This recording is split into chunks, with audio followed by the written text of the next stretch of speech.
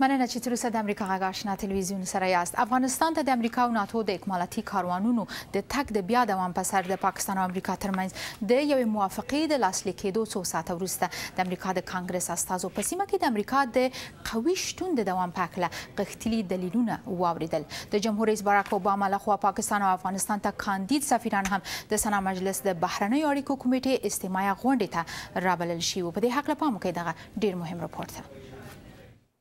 په عربي متحده اماراتو او افغانستان کې د ډیپلوماټیکو دندو د ترسره کولو وروسته تمه ده چې ریچارډ هولسن په پاکستان کې د امریکا راتلونکی سفیر وټاکل شي. د سنا مجلس په دې غونډه کې هولسن وویل چې د واشنگټن او اسلام آباد د اړیکو ترمنځ وروستۍ خړپړتیا د حقیقت نشي بدلولی چې یو دیموکراتیک پاکستان د امریکا په ګټه دی. القاعدې ته د ماتې ورکولو د ستراتیژیک پلان د ادامې لپاره زموږ اړیکې له پاکستان سره اړینې دي. په افغانستان او سیمه کې د ثبات د ټینګولو لپاره او په خپل په پاکستان کې د سیاسي او اقتصادي ثبات څخه د ملاتړ لپاره د اړیکې ډېرې ضروری دي. په پاکستان کې بې ثباتۍ زموږ هغه هڅې چې موږ په سیمه کې د هغه د لاسته راوړنې په لټه کې یو کمزوري کړي. بلخوا جیمز کنینګم د افغانستان لپاره د امریکا کاندید سفیر دی چیرې چې هغه اوس د مرستیال سفیر په توګه دنده ترسره کوي.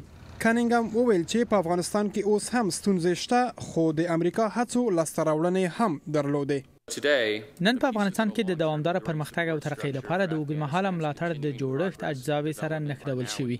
دا د افغانانو او د سیمې د خلکو لپاره په ډاګه کوي چې د امنیت د انتقال پروسه د دې معنا نه لري چې موږ افغانستان یوازې پرېږدو او داسې ښکاري چې طالبان پر دې پوهیږي او په یوه لسیزه کې د لومړي ځل لپاره هغوی بحثونه کوي او د مذاکراتو لپاره څرګنده تمایل ښیي.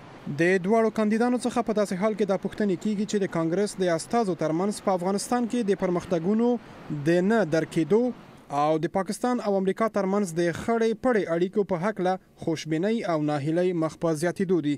د دې کمیټې رئیس سناتور جان کیری د خپلو خبرو د نتیجهګرۍ پر مهال وویل چې یقینا په سیمه کې د ستونزو کموالی نشته. په سیمه کې د روانو حالاتو او د دواړو کاندید سفیرانو څخه پوښتنې په داسې حال کې ترسره شول چې پرون د سه شنبه په ورځ د پاکستان او امریکا ترمنځ داسې یوه موافقه لاسلیک شوه چې پر اساس یې د پاکستان او افغانستان په پوله کې د امریکایي ځواکونو اکمالاتي لارۍ کولی شي خپل تګ راتګ ته ادامه ورکړي او واشنګټن دا موافقه هم کړې چې پاکستان ته د پوځي مرستو په لړ کې ځنډول شوي 1 میلیارډ امریکایي ډالر بیرته پرېږدي. د امریکا د حکومت په استازیتوب زه ډیر خوشاله یم چې موږ دواړه هیوادونه د پاکستان څخه افغانستان ته او بیا برعکس د اکمالاتو د ترانزیت د موافقه لاسلیک کوو. دا موافقتنامه د دواړو حکومتونو او د پاکستان حاکمیت ته د درناوي لپاره لکه څنګه چې د پاکستان د پارلمان لخوا تقاضا شوې وه د شفافیت د زیاتوالي او د خوشبینۍ معنا لري.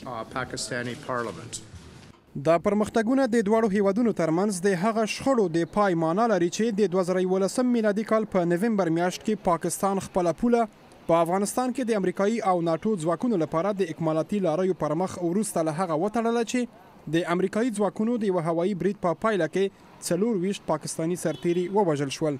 که څه هم پاکستان خپله پوله د 2012 میلادي کال د جولای میاشتې په لومړیو کې وروسته له هغه پرانیسته چې امریکا له د هیواد څخه بخښنه وغوښته او دا کار یې یو غیر عمدي عمل وبللو خو د دواړو هیوادونو ترمنځ د یوه نوي موافقې نهایي کېدل څو اونۍ وخت ونیو. سید عزیز رحمان د امریکا غږ واشنګټن.